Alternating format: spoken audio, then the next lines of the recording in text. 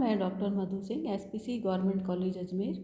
आज का हमारा टॉपिक है वेजिटेशन ऑफ यूरोप। इसके पहले हमने कल बात करी थी क्लाइमेटिक रीजन की और उसके पहले क्लाइमेट की।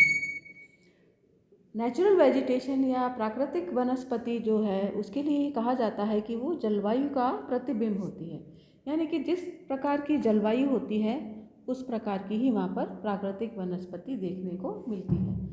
मुख्यतः प्राकृतिक वनस्पति पर जो है मोटे रूप में धरातलीय स्वरूप, वहाँ का जलवायु या सॉइल कंडीशन या मिट्टी की प्रकृति, ये सारी बातें जो है प्राकृतिक वनस्पति को प्रभावित करती है। अब यदि यूरोप महाद्वीप की बात की जाए तो यूरोप महाद्वीप में जो है विभिन्न प्रकार की प्राकृतिक वनस्पतियाँ देखने को मिलती है।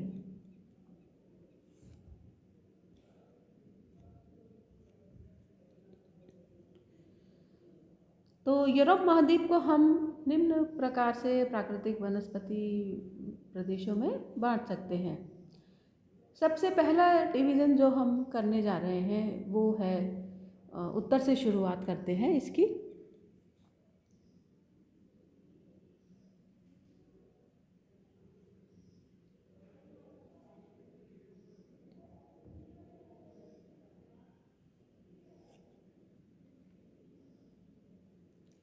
उत्तर का जो ये क्षेत्र है पूरा यूरोप महाद्वीप का, यहाँ पर जो है टुंड्रा वनस्पति का क्षेत्र है। ये एक बर्फीला आर्कटिक प्रदेश को टुंड्रा के नाम से जाना जाता है। इसके अंतर्गत नॉर्वे, स्वीडन का कुछ भाग आता है।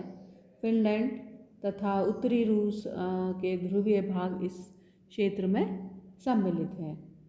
ये प्रदेश वर्ष के अधिकांश जो महीने होते हैं उनमें बर्फ़ से ढके रहते हैं।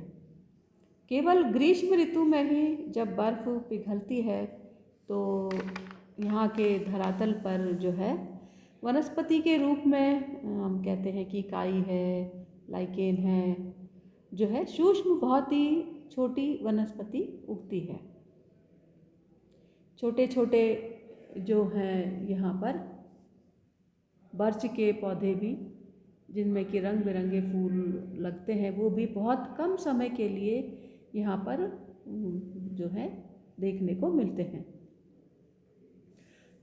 कहा जाए तो ये क्षेत्र है एक तरीके से वनस्पति विहीन होने के कारण शीत मरुस्थल की श्रेणी में भी आता है, जिसे हम कोल्ड डेजर्ट के नाम से भी जान सकते हैं, क्योंकि वनस्पति के नाम पर यहाँ पर काई और लाइकेन ही देखने को मिलती है।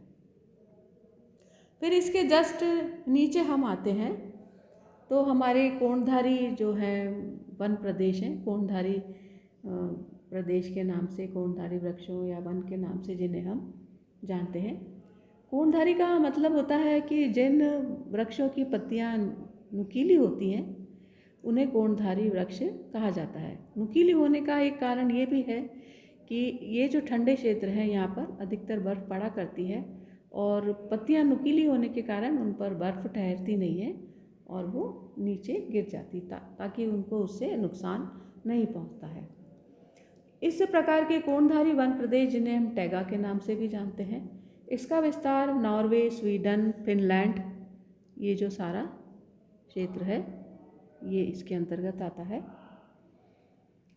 फिनलैंड तथा उत्तरी रूस के भागों में देखने को मिलता है। यहाँ के जो प्रमुख वृक्ष होते हैं इसमें है pine, spruce, larch, birch, silver fir आदि प्रजातियों के हम कह सकते हैं वनस्पति यहाँ पर या वृक्ष होते हैं, जिनकी पत्तियाँ नुकीली होती है और नीचे की ओर जो है झुकी रहती है। और ये इसी कारण, अपनी बनावट के कारण या संरचना के कारण शीत ऋतु को जो है वो सहन कर लेते हैं और हिमपात होने पर भी या बर्फ़ गिरने पर भी जो है हिम जो है फिसल कर इनके नीचे गिर जाती है। इन टैगा नाम के या कोणधारी वनों के नाम की जो वृक्ष होते हैं उनकी लकड़ियाँ बहुत ही नरम होती हैं और इसी कारण से उनका जो है आर्थिक महत्व बहुत अधिक बढ़ गया है। नरम लकड़ी होने के कारण इनसे पल्प और पेपर और पल्प इंडस्ट्री बहुत ही विकसित होती है।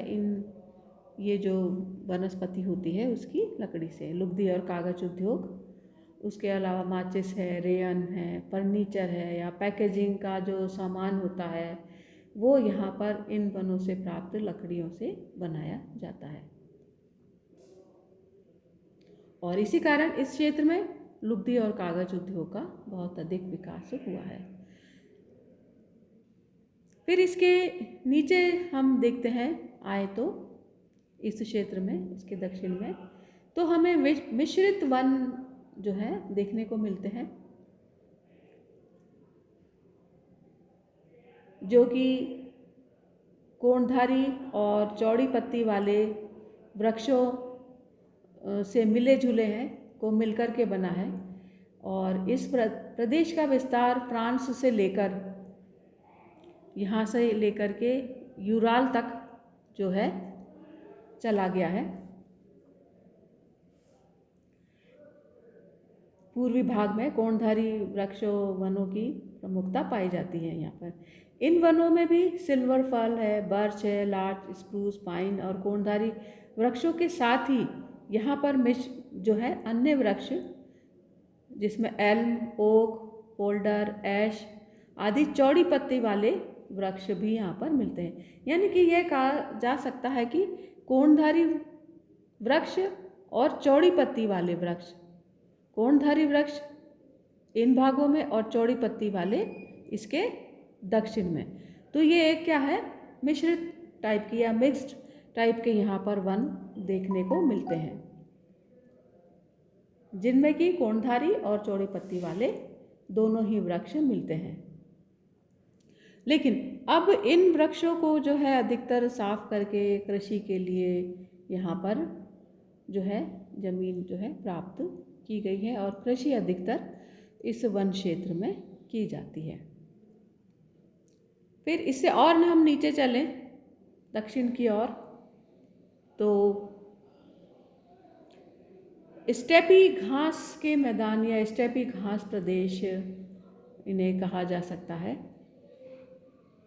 यानी कि कोणधारी टेगा वनों के दक्षिण में 45 से लेकर 60 डिग्री अक्षांशों के मध्य महाद्वीप के अधिकतर हम देखें तो ये जो वन है ये भीतरी भागों में है। ये जो है महाद्वीप का अधिकतर इंटीरियर वाला पार्ट है, स्टेपी के नाम से जिसे जाना जाता है। शीतोष्ण घास के मैदान होते हैं जिन्हें स्टेपी कहा जाता है। ये जो है यूक्रेन, दक्षिणी रूस, बेलारूस आदि में पाए जाते हैं। ये जो घासें होती है छोटी होती है और मुलायम होती है और पशु चारण के लिए बहुत ही महत्वपूर्ण है या उपयुक्त है, या हम कह सकते हैं इसकी यूटिलिटी या पौष्टिकता जो होती है पशुओं के लिए बहुत अधिक है। और इस क्षेत्र में जो है एक चरनोज़म टाइप की विशेष काले रंग की मिट्टी जो है मिलती है, जो बहुत ही उपजाऊ होती है। अब वर्तमान समय में यदि देखा जाए तो इन मैदानों को साफ करके जो है गेहूं की कृषि यहाँ पर विशेष रूप से की जाती है।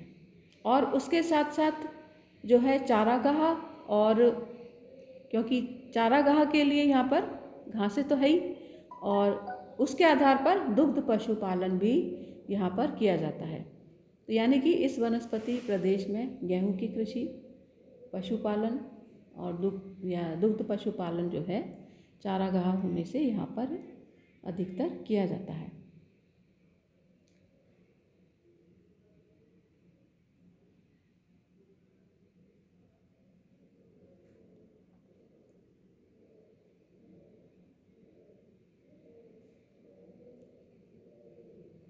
फिर एक और है चौड़ी पत्ती वाले जो हैं पतझड़ वन,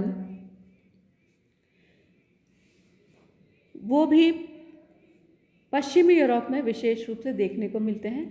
इसका जो विस्तार है पश्चिमी यूरोप में है, जहाँ पर कि ग्रीष्म, ये वाला जो पूरा क्षेत्र है पश्चिमी यूरोप का, इसके अंतर्गत ब्रिटिश द्वीप समूह भी आ जाता है,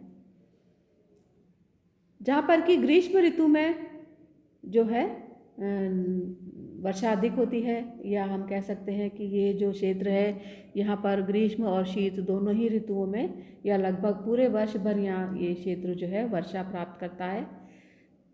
इस कारण यहाँ पर जो है चौड़ी पत्ती वाले वृक्ष पाए जाते हैं, पतझड़ वन जिसे हम कहते हैं। और इसके अंतर्गत France, Germany, Netherland, Denmark, Belgium, Hungary, Romania, Bulgaria आदि क्षेत्र आदि जो है देश आते हैं। ब्रिटिश द्वीप समूह भी इसके अंतर्गत आता है। यहाँ के जो वृक्ष हैं उनमें जो प्रमुख वृक्ष होते हैं, ऐश है, ओक है, पॉपुलर है, एल्म, बीच आदि इन यहाँ के प्रमुख वृक्ष हैं, जो कि ग्रीष्म में नमी की जब थोड़ी सी कमी हो जाती है तो वो पत्तियाँ गिरा देते हैं। वर्तमान समय में इस प्रकार के अधिकांश जो वन हैं वो साफ कर लिए गए हैं और जो भूमि है वो कृषि के लिए प्राप्त की गई है और वहाँ पर अधिकतर कृषि और कार्य किया जाता है। फिर यूरोप महाद्वीप में एक विशेष प्रकार का जलवायु प्रदेश है जहाँ पर विशेष प्रकार की वनस्पति पाई जाती है, जिसे हम भूमध्य सागरीय वनस्पति कहते हैं, क्योंकि ये जो क्षेत्र है भूमध्य सागर के आसपास का क्षेत्र है, ये हमारा भूमध्य सागर है और जो ये क्षेत्र है ये इस जलवायु से प्रभावित रहता है और उसी से संबंधित यहाँ पर ये वनस्पति पाई जाती है। तो हम कह सकते हैं कि दक्षिणी यूरोप में भूमध्य सागर के जो समीपवर्ती भाग हैं वहाँ पर विशिष्ट प्रकार की जलवायु दशाएं होती हैं। इन जलवायु दशाओं में ग्रीष्मकाल शुष्क रहता है और तेज गर्मी पड़ती है और शीत ऋतु में वर्षा होती है और साधारण ठंड रहती है। इन दशाओं में यहाँ पर एक विशेष प्रकार की वनस्पति विकसित होती है जो कि शुष्क ग्रीष्म ऋतु की शुष्कता को सहन कर सके। यहाँ जो वृक्ष होते हैं उनके जो पत्ते होते हैं वो छोटे होते हैं, तने उसके मोटे होते हैं तथा जड़ें लंबी होती हैं। इससे ये अधिक गहराई तक नमी को ग्रहण कर सके और वाष्पीकरण जो है इनसे कम हो। यहाँ के मुख्य वृक्षों में ओक, पाइन, जैतून यहाँ का प्रमुख वृक्ष है। इसके अलावा कार्क भी यहाँ का प्रमुख वृक्ष है। और जो ये क्षेत्र है विशेष करके रसदार फलों के लिए जो है अधिक प्रसिद्ध है, जिसमें रसदार फल संतरा, मौसमी, अंगूर, नींबू आदि यहाँ पर विशेष रूप से पैदा किया जाता है इस भूमध्य सागरीय प्रदेश में। इसके अलावा जैतून यहाँ की प्रमुख फसल है। तो ये थे हमारे वनस्पति प्रदेश यूरोप के, जहाँ पर कि आपने देखा विभिन्न प्रकार की जलवायु होने के कारण विभिन्न प्रकार की वनस्पतियाँ भी यहाँ पर देखने को मिलती हैं। Thank you.